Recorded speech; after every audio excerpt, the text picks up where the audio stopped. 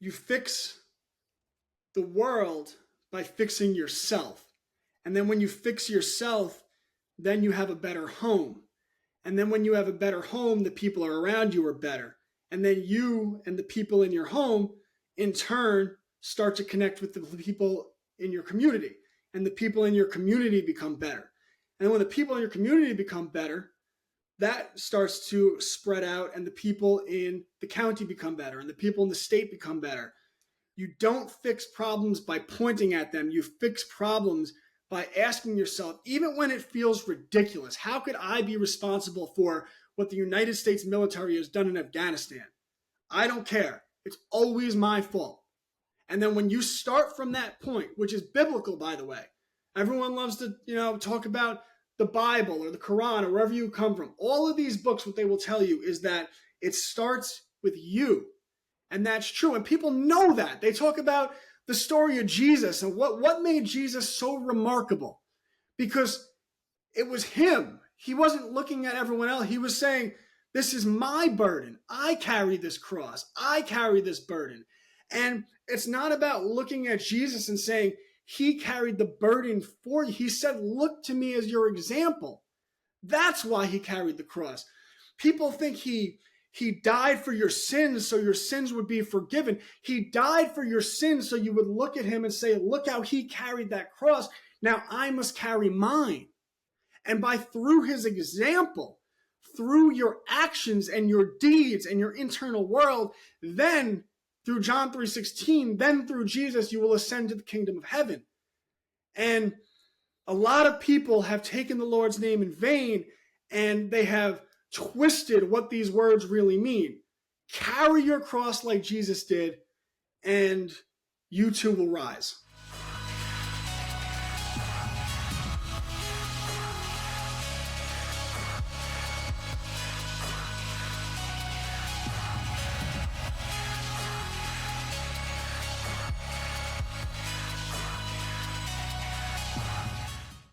Hello, everyone. Welcome to another episode of the Otto Gomes Show. My name is Otto Gomes, your host, and today I have a great friend, an online friend. I have never actually met him in person, maybe one day. His name is Brett Pike, aka Classical Learner. In 2019, Brett turned his attention to grassroots change and started Classical Learner, the Classical Learner Publishing. The company has allowed him to spread his unique educational philosophy while working directly with some of the most dedicated and capable parents the world has to offer. In 2021, Classical Learner launched Homeschools Connected, a platform that assists families in finding the best curriculums, resources, games, and education apps available while connecting with other like-minded parents. Brett is the author of the Cubs to Bears children's book series with 10 books I saw completed, and now has launched his own publishing company, Classical Learner Publishing. He now inspires parents and kids alike on TikTok and Instagram and other platforms with hands-on embodiment challenges and vibrationally worded content that trains true discernment. Brett Pike, thank you, brother, for connecting with me again and doing this interview. How are you? I'm doing good. I got to get you down here to the homestead. To the home? Where is it? Where is it exactly? Well, I'm in the southern United States, but too many people have threatened to off me to disclose that information. But goodness gracious, just just the product of being based. That's the product of being based. Oh, that's funny. Yeah, all these new terms, man. I actually have at the end. I want to show a video that I found of kids and their new slang and like what's going on with all these new slang and all these new words being created. But so catch me up, man. Catch me up on everything that's happened in this last year for you since our last interview. Yeah, things have been going great. So we've been building out the Homeschools Connected curriculum, which is aimed at teaching children the things that really matter. Like I put together a full course on, you touched on it, critical thinking and discernment, because the system, Gavin Newsom, the witch over in New York, they just passed legislation where they're going to teach children media literacy. And of course, what they mean by that is that they will be teaching them to outsource their thinking to authority. That if it's in the New York Times, oh, they're reputable. If it's in the Washington Post, they're reputable.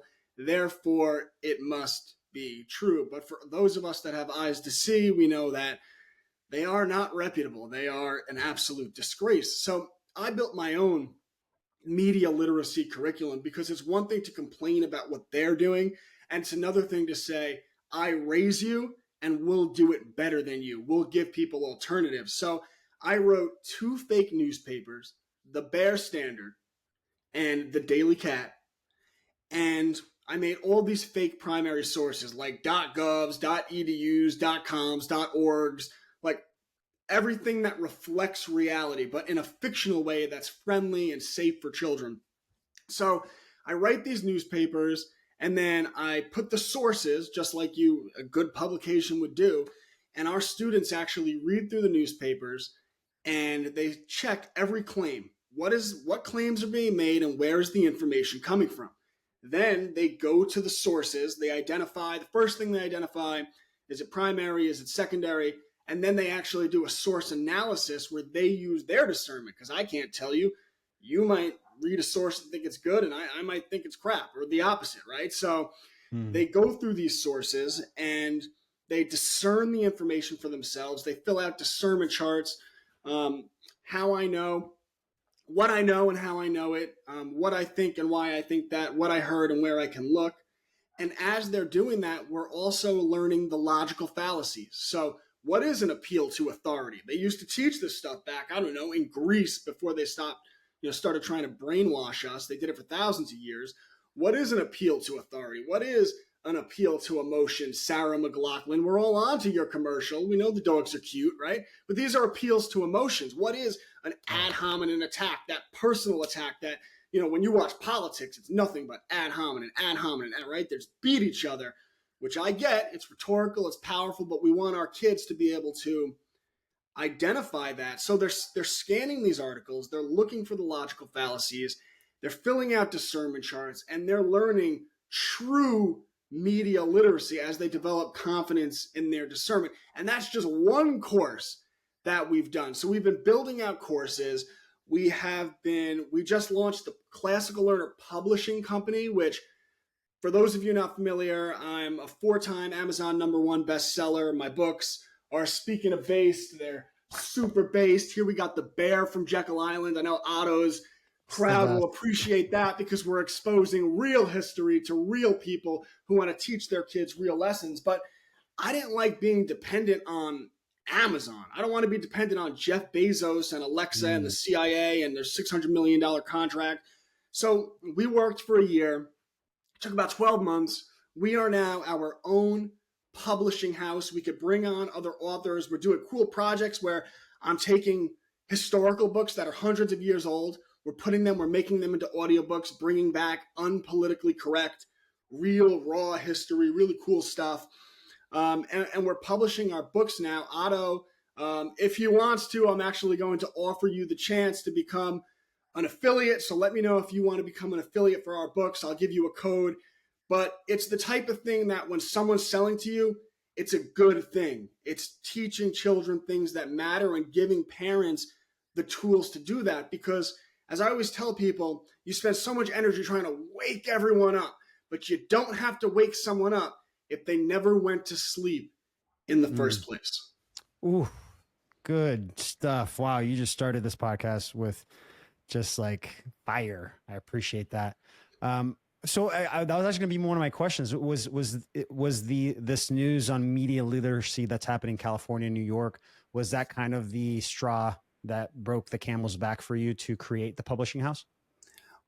Well, the publishing house I've wanted to do for a long time for a multitude of reasons. For one, I'm a historian. So you want to talk about the Federal Reserve. You want to talk about the bear from Jekyll Island. By the way, people, I am a walking, talking gravy fest. So if you go back to 1913, there was this guy, Charles Lindbergh.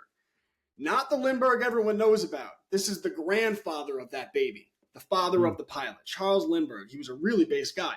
So he saw what the bankers were doing. And in 1912, he got them to have this congressional hearing. It was the Pujo Committee. And they basically named names like Paul Warburg, William Rockefeller. They were all named. J.P. Morgan, they said these people they called them the money trust. And they basically have monopolistic power. So you had these congressional hearings. The public is outraged, but then the media does what the media does. They say, we need a solution. And the solution they pointed everyone toward was, of course, that secret meeting on Jekyll Island. So people thought they were actually fighting the bankers. That's why people supported the Federal Reserve Act, because that's what they were told. So Lindbergh was aware of all this. He sees this going on. He says, no, this is not why we did the hearings. I was trying to fight these people, not give them more power. He says, and I'm paraphrasing here, but he basically said, there's a quote, you could go to his Wikipedia and read it, that this legislation constitutes the biggest legislative crime in the history of this country. And it will give the financiers that already have monopolistic power more power than we ever imagined. You might not know it now, but America's day of reckoning will come after the passage of the Federal Reserve Act. So he writes this book about it. He says, you know what? I'm going to write a book. I'll reach the public that way. Writes the book. And by the way, he writes two books. One of them, he calls out these same bankers. He says, they just got us into World War I. Well, Woodrow Wilson, he passes the Espionage Act of 1917. So what happens? They now have the authority to get rid of books. Not only did they get rid of both of Lindbergh's books, but the printing plates were destroyed. You have that history. Then you have the history of tragedy and hope. There was this professor at Georgetown. And by the way, look how this stuff goes full circle. There was this professor at Georgetown, and in, I think, the 1960s, he wrote this book, Tragedy and Hope, and he named names. Specifically, he named the Rothschilds, right, and these bankers, and the actual financial connections. Well, the book was destroyed. The book was taken out of circulation. The printing plates were destroyed. I'm a historian. I know this stuff. I write based books. So I said, okay, I can't be beholden to these corporations, not to mention that I don't support them. They're not good for, like, these Walmart, these big corporations. They're not good for mom and pops. They're not good for America. And I wanted to get off of being beholden to them. So 12 months, a lot of money, a lot of effort, a lot of good people. We are our own publishing house. And then it also opens up a lot of really cool opportunities, because now Otto could make money selling Cubs to Bears books. And people have this idea in their head that selling is bad. No, selling is only bad when you're selling something you don't believe in, because there's a lie attached to it. Selling is great when you're selling a homeschool company that you've built with your bare hands from the dirt, right? From the seed, and you believe in with every fiber of your soul. I wake up every morning and I'm happy to sell this.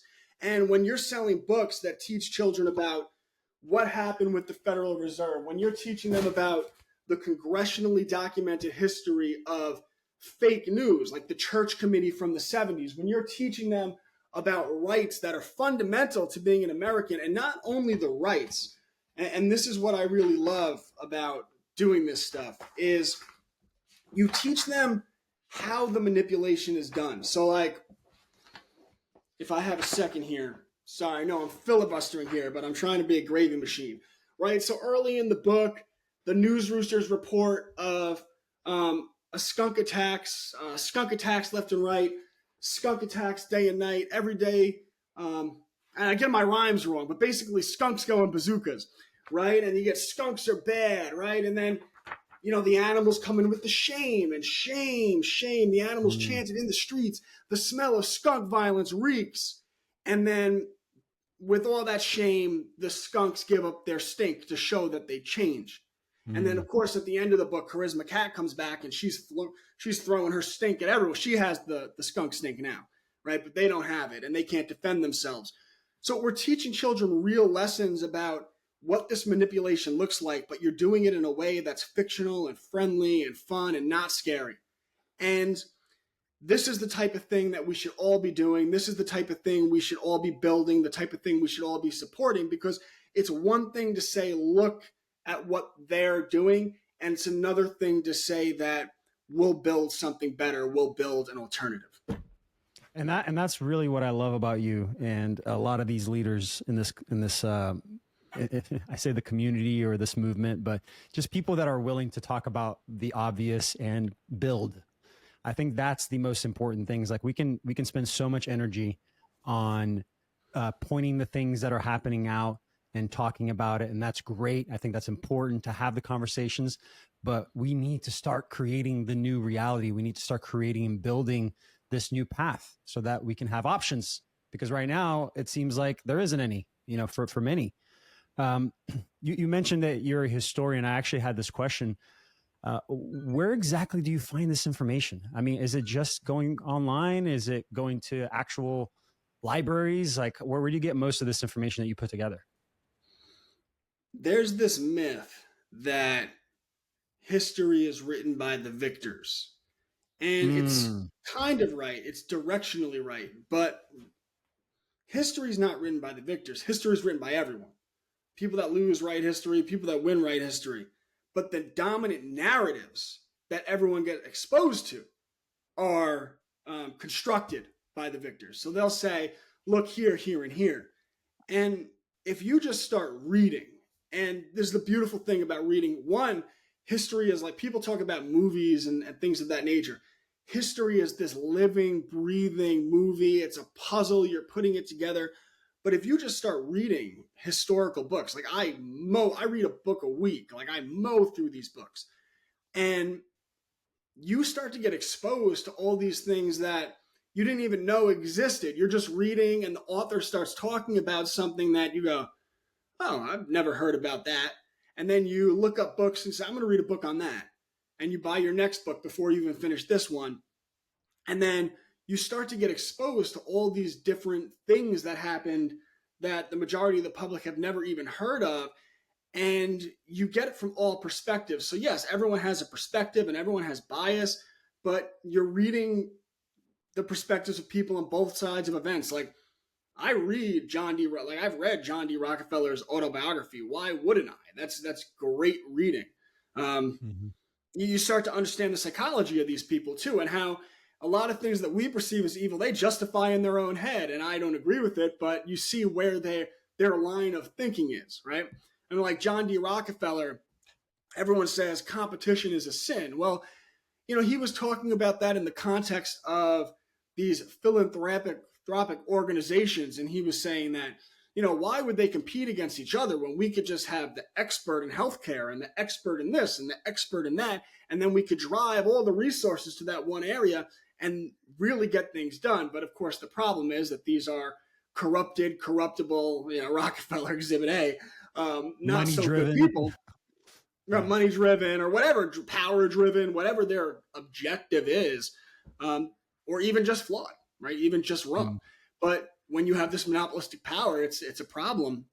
So when you start to read all of these different historical books, the whole world opens up to you. And you don't just figure out like it's cool to know history, but you start to figure out how to win, because you start to come across these great minds that have these great ideas that will tell you things. Like you go back and read Thomas Jefferson, and everyone wants to talk about the politics. You know what I think about Thomas Jefferson? He said that if America ever abandons being a rural nation, that the corruptible influences will take over the country and America will fall.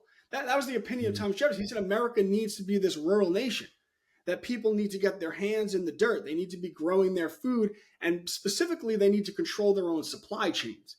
And for anyone that doesn't know what I'm talking about, there's a great example recently with the situation in the Middle East. A certain people, just trying to protect your platform, but a certain people had their electricity turned off. They didn't control their electricity. They didn't control their supply chains, so they were able to be controlled. Well, that's fractal. When you see what happened in 2020, how did they control people? You need food and you need money to pay your mortgage because you're in debt. So first, the lesson is, if you can, and I'm not criticizing anyone, everyone, you have your situation. Don't have shame. It's fine. But if you can, you do your best to live within your means and to not have debt, because then you become less controllable. If you can, you grow your food, because then you become less controllable. They can't say wear this mask in the grocery store. They can't say get this procedure, or you lose your job, can't pay your mortgage. Know your local farmer. Plant a seed, grow it in the window, and just start small. But you start to say, oh, okay, so Thomas Jefferson was saying that we need to control our supply chains.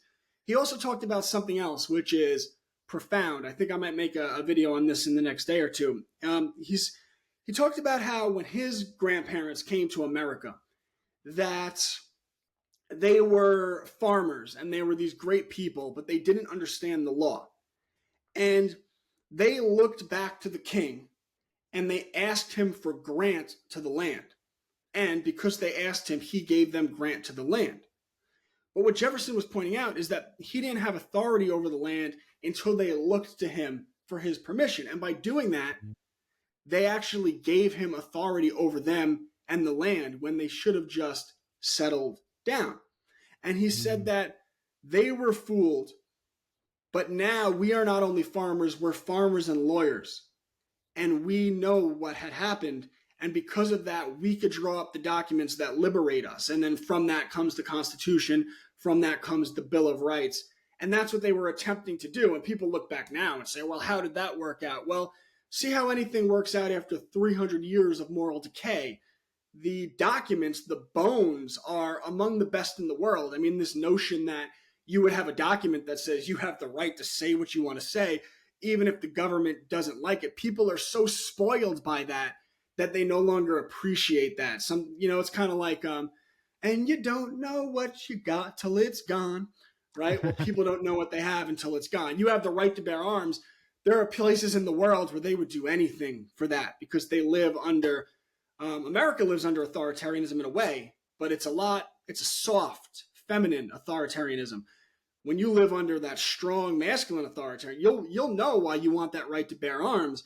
And people are so spoiled by the greatness that was the foundation of this country that they've lost perspective as to what they actually have. Wow. Yeah. You said it, man. You don't know what you have until you lose it. And it feels like, especially because I've come to understand the difference between private sector, public sector, and how the two systems work. There's legislative layer, there's law, two different things.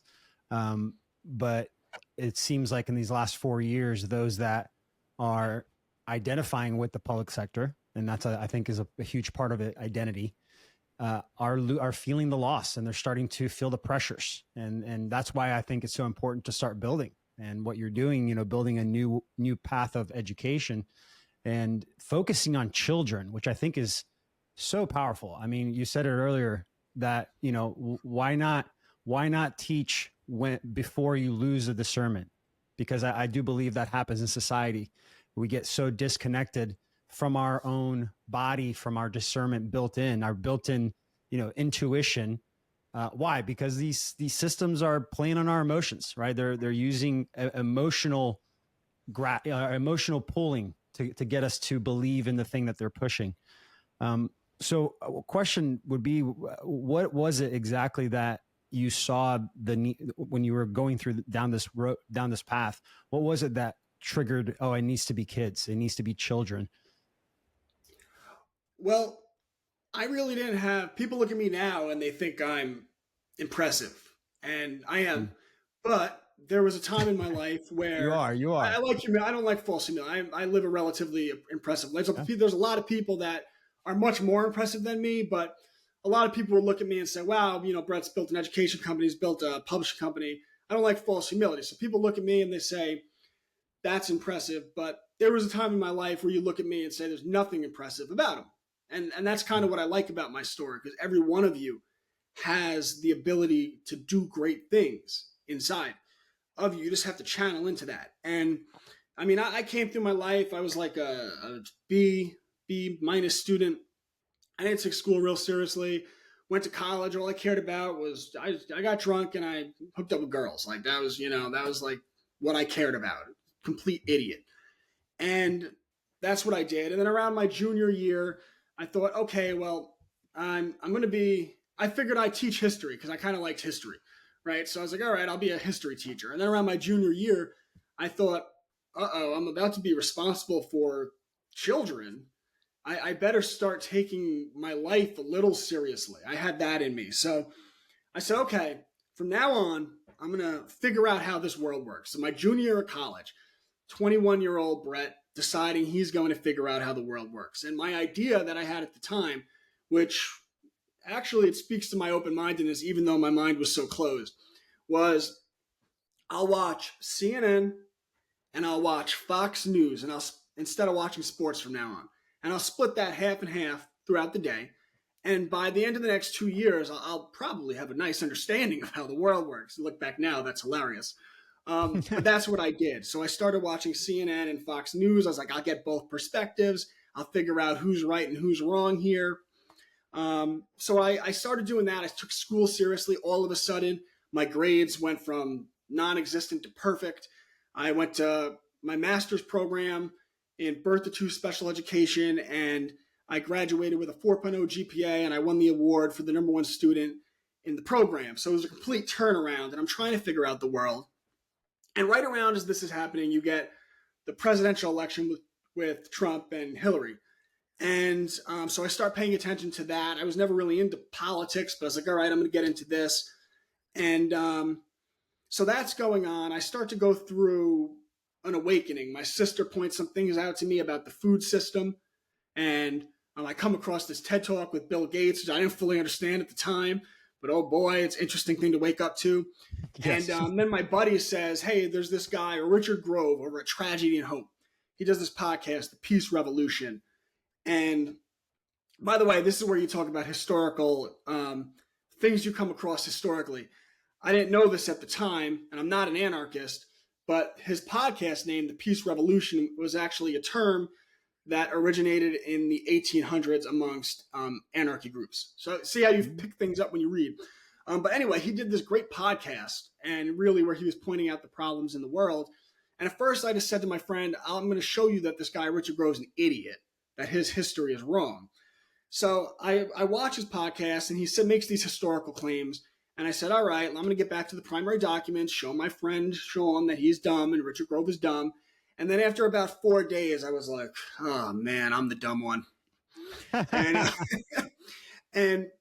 had an open enough mind. So I said, okay, I'm going to start navigating away from CNN and Fox.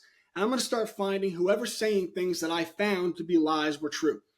And I started going through person after person. And actually, I said, you know what? Grove had this concept. You need intellectual self-defense.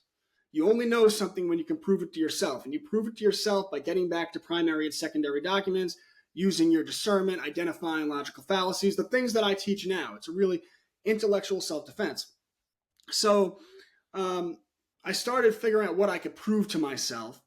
And with that, I had this awakening. And then now I'm comparing that to what I've seen with the education system. I'm like, holy, I can't teach kids what they want me to teach them. And I knew at that time that I would never send my kids to public school. I knew that I would homeschool them, even though I didn't know much about homeschooling.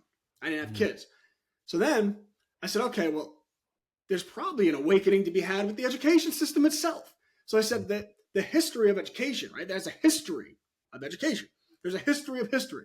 So I started going through that, and I came across John Taylor Gatto. For any parent out there, non-parent, doesn't matter, you should read Dumbing Us Down by John Taylor Gatto. You should read Weapons of Mass Instruction by John Taylor Gatto. This stuff will blow your mind what they've done with the education system. I started coming across Dorothy Sayers and the Lost Tools of Learning and the trivium that the rich and powerful have been educated with for thousands of years, right? Of grammar, logic, and rhetoric. This idea, this process of thinking. I came across great minds like Maria Montessori. Yes, she was a dirty commie, but she had great ideas about education. So cut Maria some slack, okay? She meant well. I come across great minds like Maria Montessori and Charlotte Mason and these radically different ideas of what educating a person correctly looks like. And then I took all that and I said, you know what? Well, my background is in education and I don't like what they're doing. So that's kind of like, it's kind of like the 1776 in me. Like I always had that in me, even though I was like a drunk watching sport games, hooking up with girls. Like I had that in me. And I said, you know what? By the way, I completely reject that lifestyle. Get married as young as you can, have as many kids as you can, learn your rights, homeschool, homestead, grow your food. We'll talk about that. But I said, I'm going to flip this table over and we'll start a new game. And with that, the Classical Learner Homeschool Company was born. And I didn't know what it would be at the time. At first, it was just one-on-one consultations. I'm going to set up your homeschool for you. You learn as you do business. I said, people loved it. I was getting booked. I said, this isn't scalable. I only have so much time in the day, and it's not easy to just replicate an education consultant, right? You could hire someone, and right, that's right.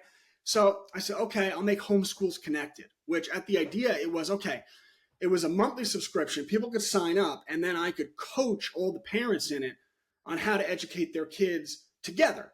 And then this way, I could scale that. I could help more people. I could make more money, all positive things. And then as I'm doing that, my wife says to me one day, she says, Brett, you're doing all this. Why don't you just start building curriculum for them? Okay. So I said, all right, I'll start with a 1-unit study. So I'm a homesteader. Like, I have chickens and a garden and an orchard, and like I eat my food that I grow. So I'm passionate about this. So I said, my first class, I'm going to do a year-long nature unit study for the members of our community. So every week for that year, I released a whole unit study, which was like plant the seeds, like hands in the dirt, build a garden box, like with a hammer and nail, like real hands in the dirt, salt of the earth education. We had an end of summer business event in that unit study. It's really cool. They grow the food all summer. They do a business event. That's the type of thing I love. So I did that, and I said, you know what? I'll do one live class.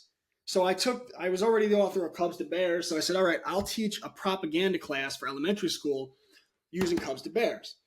Well, I started doing those two things, and that took off even more, and people wanted it. So this is great, because when you're doing something good, as the money comes in, I'm just going to reinvest it. So then I started building out an entire curriculum, and then I started hiring people that are like-minded to help me build out the curriculum, right? So the customers are paying me, I'm paying teachers, and they're building out this curriculum, and we're building out this base curriculum. And by the way, I have a long way to go. I don't have everything yet. It's been 2 years. I'm in year 3 since I've been doing that. I have a new course coming out later this month. I'm just doing the editing, where I had a guy who built a $1 million e-marketing business, and now he's teaching an intro to e-commerce course for our kids, for middle school, high school, opening up worlds of possibility for them that they would never get in the system. So I just kind of went through that awakening, and one thing led to another, and now we're building out this whole curriculum. Next week, the second week of July, we have a new art class for elementary school students, intro to painting. We have intro to sketching for middle school and high school. These are teachers that I pay to do this on Zoom. And I have science, biology for elementary school, and then same class, same teacher, but a little more complex for middle school and high school. That's starting the second week of July. Come September, I'm going to get back to teaching myself. I take little breaks for the summer because it helps me manage. I have to manage an entire company, so it helps me do things I have to do. But I'm going to be teaching 2 classes come September.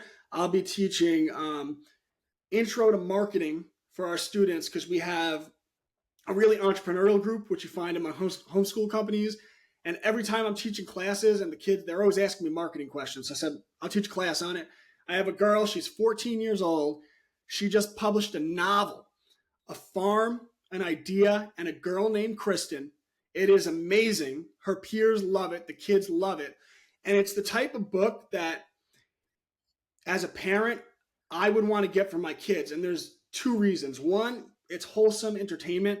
Like, it's written by a homeschool girl in her mind. It's very wholesome and entertaining for young people.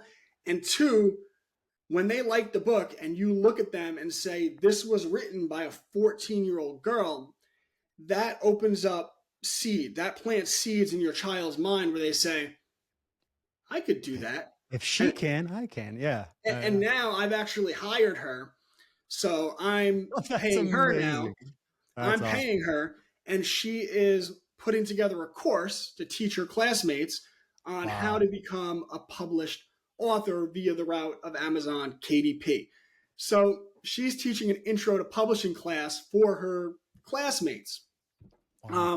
So these are just all things we're doing, and one thing's leading to another. So I'm teaching the marketing. So come September, I'm teaching a marketing class, and I will be teaching, and that will be for kind of all ages. I could kind of mix that in. And then I will be doing for middle school and high school a foundations in propaganda. And I will be using the book Propaganda by Edward Bernays as our textbook. So we will get them a foundation in propaganda. We have other classes. We have a show and tell class, public speaking that Rachel teaches, which is phenomenal. And I'm going to get a few more classes going for the new year. I want to run one Monday, Tuesday, Wednesday, Thursday, Friday, one class each day of the week for the kids. So that's what we're doing. And we're just building out. And this is how we win, because, they could do everything they want, but they can't stop us from building our own thing. Man, I love the way you're approaching all of this. You mentioned earlier about how you research and how you read through many perspectives. One thing that I practice in my life is to take in as many perspectives as possible without bias, and then use my own discernment, connect my own dots, come to my own conclusions. And I've learned that really is the best way. Because if you trust your intuition, trust your discernment, you will find the truth. It's not going to be the mainstream way or the mainstream narrative version of it. I have a 24-hour belief system. I let go of the beliefs that I have if something comes in that challenges it. But man, I'm almost afraid to ask this question. How old are you? I don't think I asked you that last time. 36. 36. Wow, dude, you have accomplished so much by 36. And I can see the path that you're taking and the path that you're going. You're really building something substantial here, long-term viability. What about blockchain? Do you have any of that in your curriculum? I don't have anything on blockchain yet, but obviously the technology has a lot of potential. And although I do see some threats with the crypto world, I also see the opportunity to get around control systems. So it's a double-edged sword. There's duality. Yeah, you're right. Double-edged sword. There's duality in it. There's extremes, total control, total freedom. That could be used for tyranny, and it's a tool that could be used for liberation and getting around tyranny. So, I would defer to you on that, because you know so much more about blockchain and crypto. I've learned to never be the smartest guy in a room, and definitely know when you're not. And the one person I don't want to lecture on blockchain and cryptocurrency is Otto Gomes. So if you wanted to take that away, I'd be all for it. No, I'm just saying, because like you just said, it can be used for total tyranny, which I believe it will be used for that. It is being used for that already. The systems are being created right now for it. But unless we build it ourselves, the other side of total freedom, it needs to be built. We need to teach the next generation on how to at least learn the fundamentals of how this technology is layered, how it works, so that they can start to be inspired to create with it. But yeah, I'm open to discussing that if that's something that you want to. And by the way, I don't know if I told you this too. I was a children's pastor for 5 years in Florida, and I work with kids for about 10 years. So wow. I'm very, very connected to that vibe. I try to embody that as much as I can. I love that. Maybe we'll have to get an auto course going for the community. That would be. Awesome. I was trying to throw the bait and see if I could fish you in there. You know what I think you made me think of with the blockchain. In 1876 in Philadelphia, there was a World Fair exposition. They were having the centennial event. And at that fair, a few things were cool. There was the unattached arm of the Statue of Liberty. So you could actually see pictures of the Statue of Liberty's arm with the flame in Philadelphia, just the arm, not attached to a body. And there were this new steam engine that they were showing off. And there was this poor farmer who showed up at the fair, and he saw this steam engine, and he thought it was amazing because he saw the potential of how it could make his life so much easier on the farm if it was applied in the right way. So he's at this fair and they show off technology. So he winds up buying a watch, which was really cool. And he takes home that watch and he gives it to his son and he tells him all about this engine. And he says, man, this thing was amazing. You should see it, all the possibilities that come from it. I really want you to start learning how to do this technical stuff. And he gives his son this watch that he just brought. And he says, I want you to take this apart and put it back together. And at 14 years old, his son did fully deconstruct, with no training, this watch and put it back together. And his son loved it. And 2 years later, his son started an apprenticeship working on engines. And he did apprenticeships working on engines for the next 4 or 5 years. Well, by the time he was 28, this poor farm boy was so capable that he was hired to work for Thomas Edison. So he was doing engine stuff working for Thomas Edison. And shortly after that, he broke away on his own. And he would invent the first tractor that revolutionized farming. And he didn't stop there. He kept making vehicles because that boy whose father had seen that technology, that new tech at that fair, was Henry Ford. Oh, wow. That was amazing. Wow. Yeah. And I think that's so important to, like, when new technology, when new things, new resources, new tools get introduced into reality, we have to at least be aware of all ways that it can be used, both sides of the spectrum that it can be used, so that we can be inspired to use it ourselves. That was a great analogy or story to represent what we just talked about. So I had a question about AI. Could I jump in real quick? Yeah, I learned that reading a book about the assassination of President James Garfield. And that's what I talk about when I say, once you start reading, you just get exposed to all these things that you never would have thought of. Go on, AI. No. Yeah. I totally agree with that. But yeah, I mean, just to stay on the theme of like being inspired and using discernment, what is your opinion on AI and the impact it's going to have on education, especially with kids? Well, it's kind of like the talk we just had, where it's a tool. In fact, I've actually done consultations for people that are building out AI systems right now that are designed they're trying to make it where a mom, a dad could go into the AI, say, this is what I want, and it kind of produces it for them. It could give them the perspectives of both sides, whatever they want, really. It could set up the lesson plans. Really cool. So I've done some consultations with people that are trying to do some really Henry Ford type stuff, really cool stuff. And obviously there's the negative side of AI, like Google's AI, right? They rolled it out and they were like, have you played with that thing? I played with it a little bit. It's ridiculous.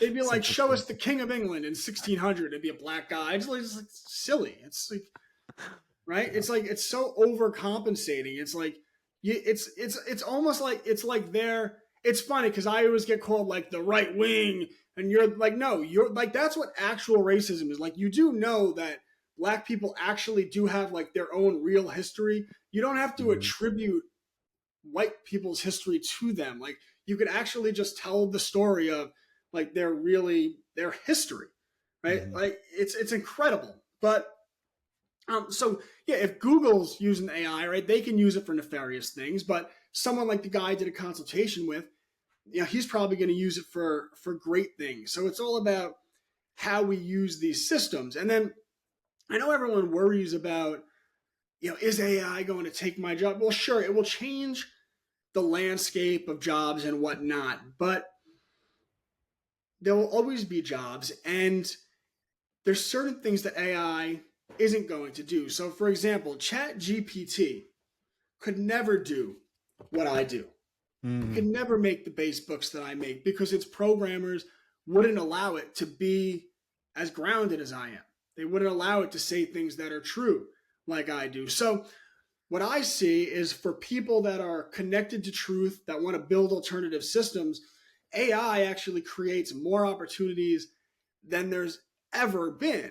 And in terms of a tool, I mean, as like a researcher, as someone who's always trying to do things, as someone who has to get contracts, right? Like AI is a phenomenal tool to help with these things. And it's just a matter of how are we going to use that tool? Are we going to use it to oppress people or liberate people? And really, that doesn't come down to them. That comes down to me, and that comes down to you. Exactly. Individually, if we're not clear in our intention of using tools, we become the tool, right? We become the product or a tool. You're such a tool, right? That kind of phrase. I agree with you, man. I mean, it's a duality, right? It's like looking at all the different ways to use these systems and these tools and incorporating, utilizing it instead of just unconsciously using them. I saw recently that you made a post about replication crisis. I was so curious to ask you some questions on that. It was about the University of Virginia, where they did 100 studies and only 39 of them were replicable. What does this say about modern science? I mean, is it really just reaffirming your beliefs on it being money driven? Well, a lot of science is money driven, but a lot of science is really good. And that's why I think it's important. I know it's important that we teach our children the difference between the scientific method and allowing them to use their discernment and decide. Because like I said, I might read something and think it's great, and you might go through it and poke holes in it and think it's not so good. And I don't know who's right, but what we want is you and I making the decision for ourselves, not Bill Gates making that decision for us. And what the replication crisis shows, it was a professor at the University of Virginia. He tried to replicate 100 studies in prestigious psychological journals to gauge how much of them are actually right. Because in science, if you're not able to replicate, it's not reliable. It's called, right. If it's not reliable, you can't replicate it. Then it's not. I don't want to say it's not sound science, but it's definitely not a proven scientific thing. It's just something that someone had a theory or a hypothesis about, and it didn't go anywhere, right? So he goes and he takes these 100 studies and he tries to replicate them. He gets pre-approval. He makes sure everything's set up the right way. I mean, this is a serious thing he was doing. He worked with the people who did the study. He set them up, and only 39 of them were able to be replicated, 39%. Now, a coin toss, of course, is 50%. So what that tells you is if you're reading a paper in the field of psychology, you can flip a coin and it's more likely to be accurate than that paper you're reading. Now, 39% of those papers, and again, this was a small scale, so we're just using this as the numbers, but a percentage of those papers will be accurate, right? So you have to be able to use your discernment to go through the study and say, all right, what methodology did they use, and decide for yourself, is this sound science or not? Because there is some sound science there, but the point is you can't just blindly trust it. There were these 3 professors who wanted to show that the peer review process, how bad it was, how bad it had gotten. So they did 20 fake studies. They made up these studies. Oh, I saw that reel. The dog with dogs, right? Something would do with dogs. It was like a fake study that got an award, and it was going down this road, and they're like, wait. But yeah, tell this gets good. So they do these 20 fake studies, and one of them is with dogs. So they claim that they had, and they were being purposely outlandish. They claimed that they had examined the genitals of 10,000 dogs at a local dog park. And then based on the examination of those genitals, they observed the promiscuous behavior of those dogs, how much they got it on. And they concluded that their findings proved that men perpetuate RAPE culture, right? Men perpetuate that culture. And this was their study. These are the findings. And then this journal takes it, and they don't only approve it, but they actually nominate it, and it's set to win this award. And that's when they come clean, because they were like, wait, we can't accept an award on this fake study. They come clean about everything. Of the 20 studies they submitted, 7 were approved, 6 were rejected, and 7 were still in review when they came clean. So of the 13 that were reviewed, over half of them had been accepted, including, and this is a good one, they took a chapter from the book by Mean Mr. Mustache, the book about his struggle, my struggle, but in German, the mustache guy. Yes. They took a chapter of the book from Mean Mr. Mustache, and they just changed the words slightly to make it feminism instead of Jews. And it got through. So they showed how if you capitulate to the ideological leanings of these journals, then you could pretty much get anything put through. And the lesson to that for me is we really have to bear down and teach our kids the difference between scientific authority and the scientific method. And that's why I have curriculums that I build that are all about experiments using the scientific method.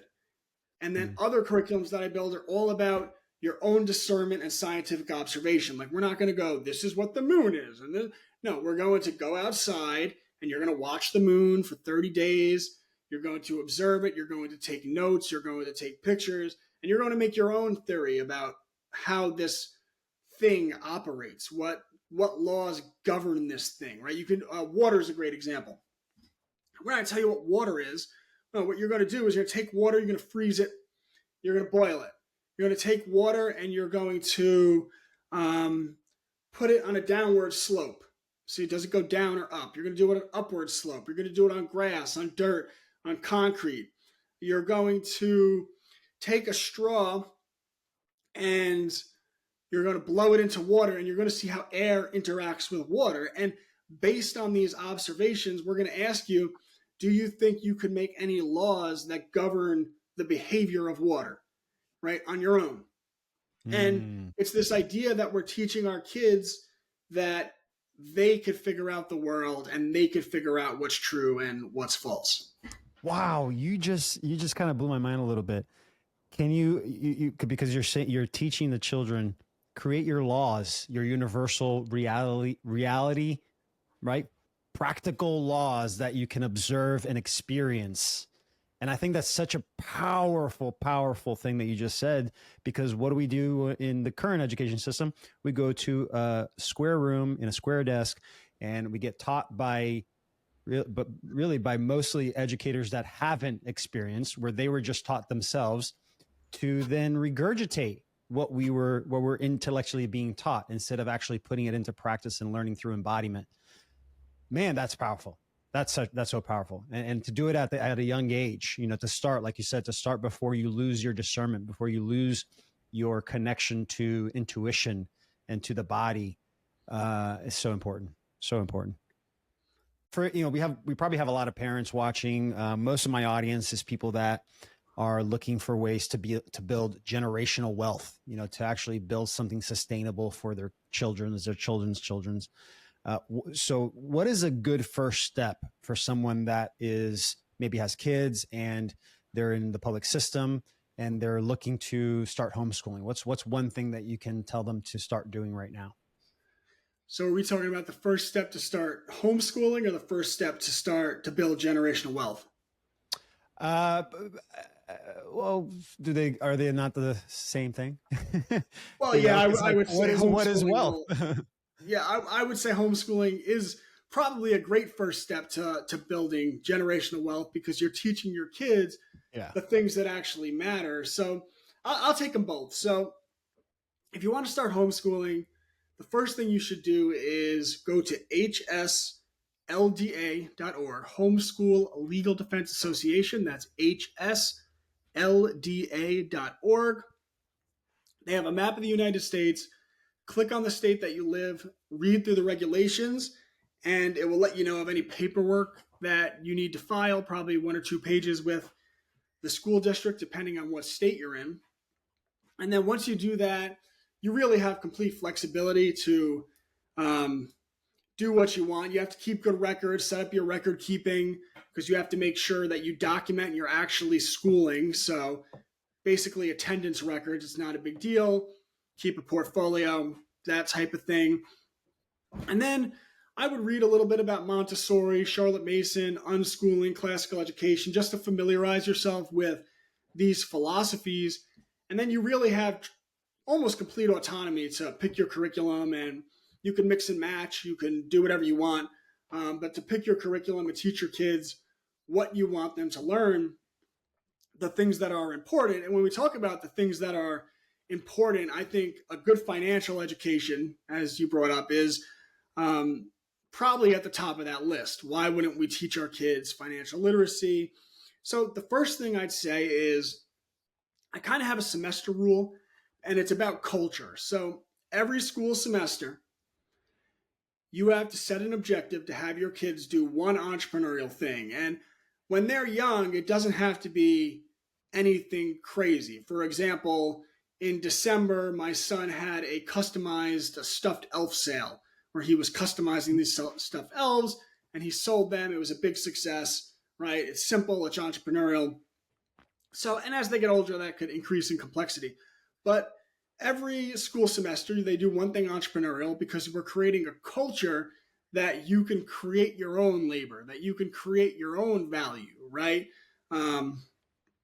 This is something we want to instill in our kids from a very young age. And one of the things that I do with my homeschool curriculum is I actually embed entrepreneurship into the lessons. Like I talked about the nature unit study, entrepreneurship, or make your own bath bombs, sell them, make an American flag out of wood, sell it at a farmer's market, all of these different type of things. And then what I do is I've actually been building out a full financial literacy curriculum for elementary school students where they're reading these stories that are kind of guiding them through a young person becoming an entrepreneur.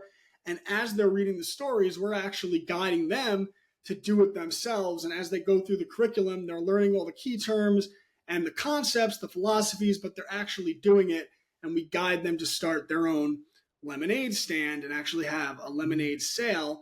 And this is the type of thing you do. You start from a young age that teaches your children financial literacy through the intrinsic reward of doing things, and the extrinsic reward of getting paid when they actually are successful doing these things, and getting that real world experience as they develop a mindset.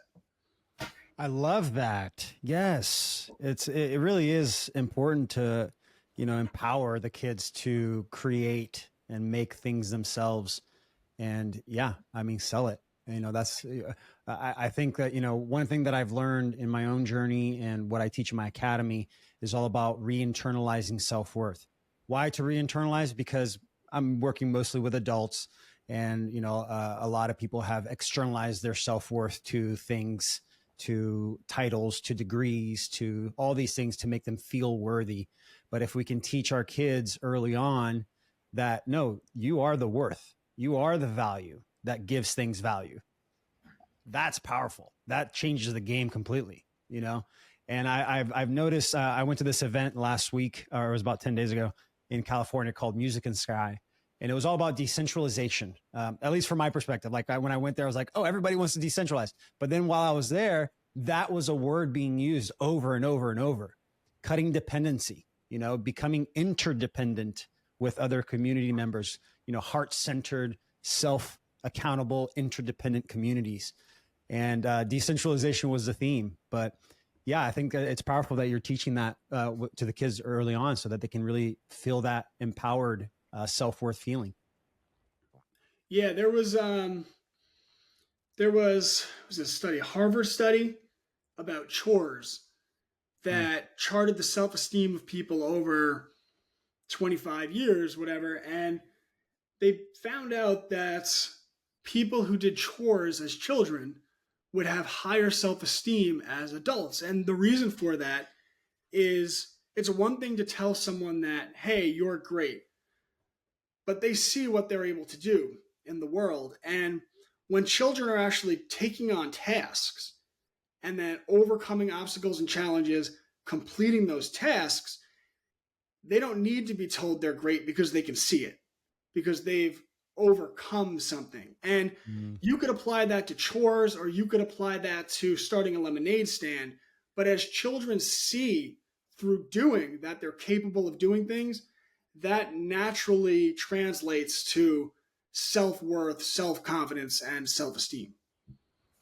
I actually saw a reel recently. It was a children's psychologist or somebody, it was a psych person that said that it's destructive to a child to tell them that they're smart when they accomplish something, and better to say you conquered it, or like you did so great, like you really tried really hard and that's amazing, to like focus on the attempt itself rather than an intellectual reward. But what are your Yeah, thoughts on that? there's a lot of studies into that. And what happens is when you tell a child that you're smart, you're so smart all the time, that becomes their identity. And Mm. what they found with these studies is that children become afraid of losing that identity. So as they get into their teen years or whatnot, when you ask them to take on a challenge, they don't want to take on that challenge because it might cut through that identity. Because if they can't do it, then they're not smart. So what I do in my house is I talk about how I love how you always take on challenges. I love that you always have such good focus and such good effort. We always talk about challenges, focus, and effort. Challenges, focus, and effort. And when my kids produce things, there's a little bit of saying, oh, I really like it. But what I try to do is say, what's your favorite part about it? What do you really like about it? And then when they tell me what their favorite part is, then I reaffirm that. I go, that is beautiful. Look at that. I love that. That's amazing. That's powerful, man. That is powerful. That can make such a difference in how they feel about their own confidence and their own self-worth. Yeah. Wow. Wow. This conversation was just amazing. I really appreciate you, Brett. You're really doing so much, and I can't thank you enough, really, for what you're building. So a few more questions here, and we can wrap it up. So with everything that's happened, everything that is happening, everything that you're building, everything that is happening right now, this is a election year. What do you foresee happening with the education systems in the foreseeable future? Well, I think really it's a fork in the road, because you're going to have the people that believe in the system, and they're going to send their children through that. And right now it's a dumpster fire.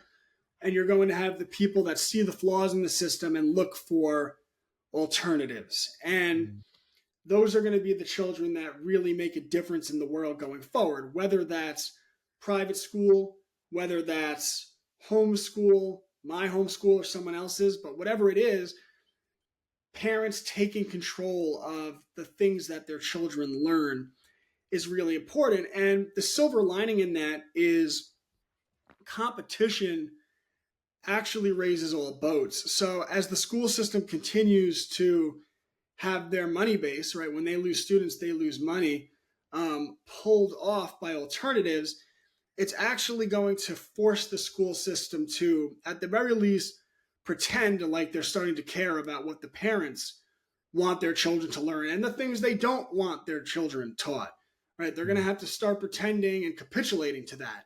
So the more pressure we put on, the more leverage we get. And this is fractal, right? So the more we build out homeschooling, then eventually we force the education system to be better. Well, you could apply that to anything, right? The more you eat organic, right, it forces the grocery stores to prioritize organic stuff and work with organic farmers and good companies. The more you buy mom and pop, right, it forces these other companies to start capitulating to the areas that you do have leverage. And everyone loves to talk about what they are doing, But to me, it's fractal. We do it. I did it. I'm the reason there's problems in the world. Because when you give Netflix your money, when you give Disney your money, right? Obviously, you should be spending that money on Cubs to Bears. Shameless Yes. plug. Right? But really, all jokes aside, you should be, right? Like that Yeah. supports It's going to support Otto. It supports me.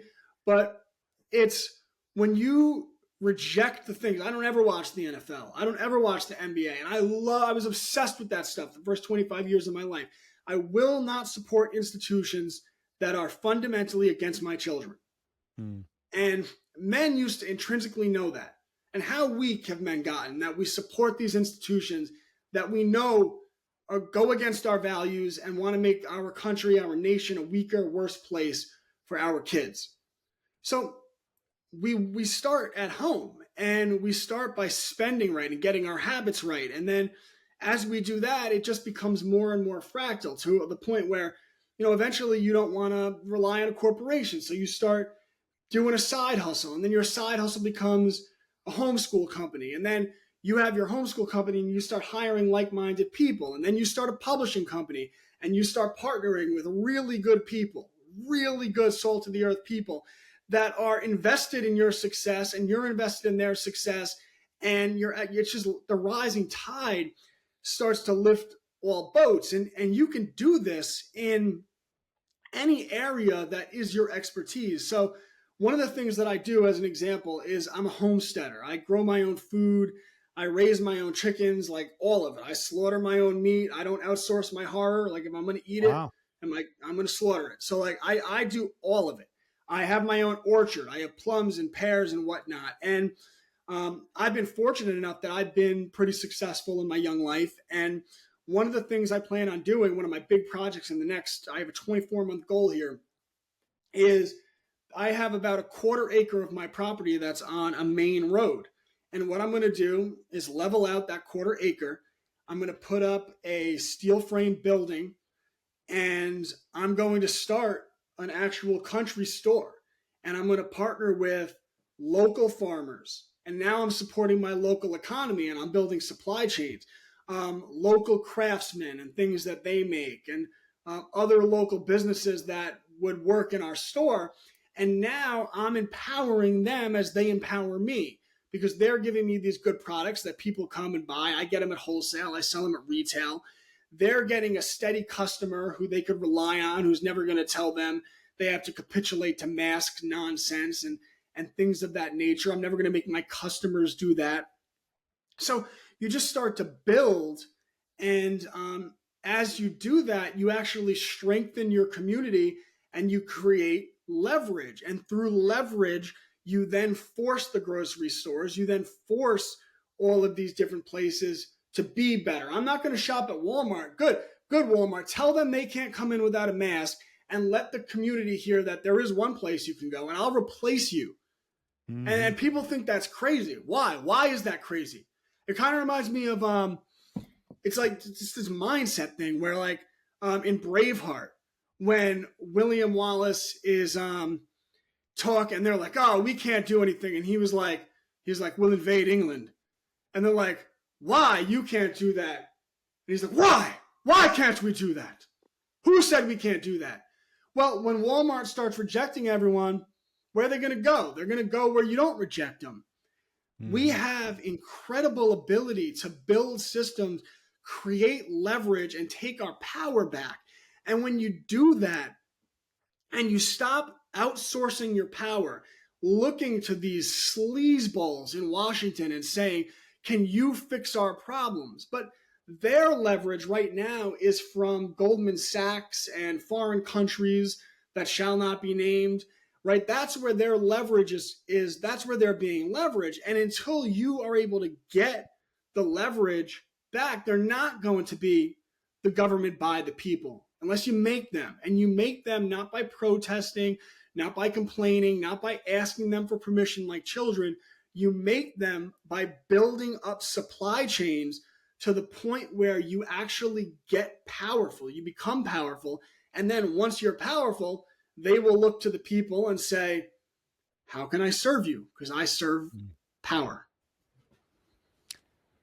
Man, if everybody was just to embody a little William Wallace, that's literally one of my favorite movies growing up was Braveheart. Such a powerful movie.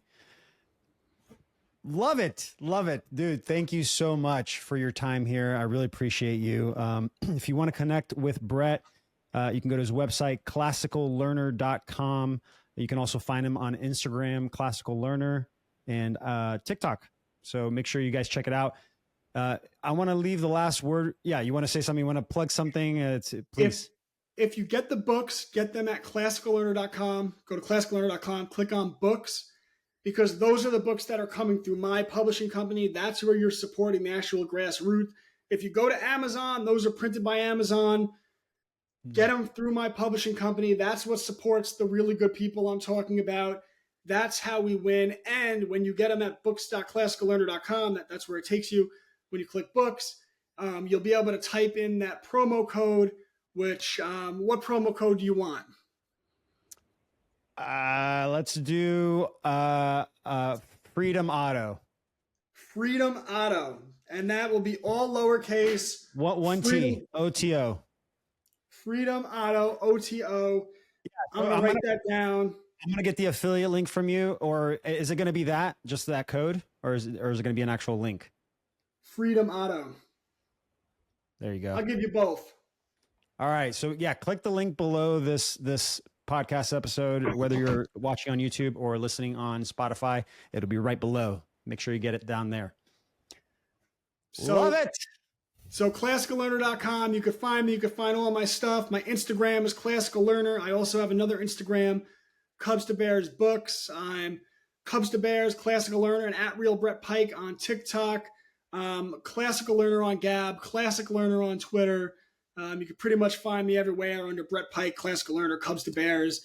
And this is what it's about. Support grassroots people and join my email list, because that's how you become anti-fragile. If I get nuked, get on Otto's email list. These things are really important. And yes, as someone who does things similar to Otto, I know how much work goes into doing all this, like to set up this podcast and what he does.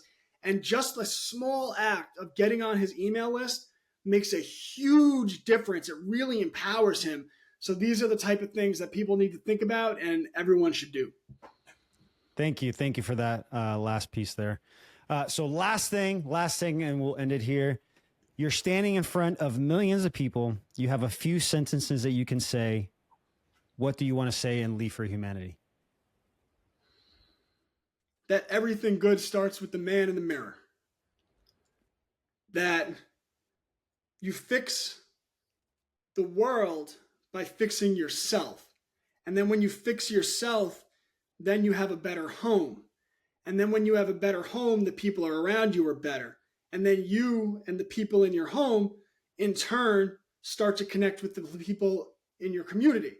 And the people in your community become better. And when the people in your community become better, that starts to spread out, and the people in the county become better, and the people in the state become better. You don't fix problems by pointing at them. You fix problems by asking yourself, even when it feels ridiculous, how could I be responsible for what the United States military has done in Afghanistan? I don't care. It's always my fault. And then when you start from that point, which is biblical, by the way, everyone loves to, talk about the Bible or the Quran or wherever you come from. All of these books, what they will tell you is that it starts with you. And that's true. And people know that. They talk about the story of Jesus and what made Jesus so remarkable, because it was him. He wasn't looking at everyone else. He was saying, this is my burden. I carry this cross. I carry this burden. And it's not about looking at Jesus and saying, he carried the burden for you. He said, look to me as your example. That's why he carried the cross. People think he died for your sins so your sins would be forgiven. He died for your sins so you would look at him and say, look how he carried that cross. Now I must carry mine.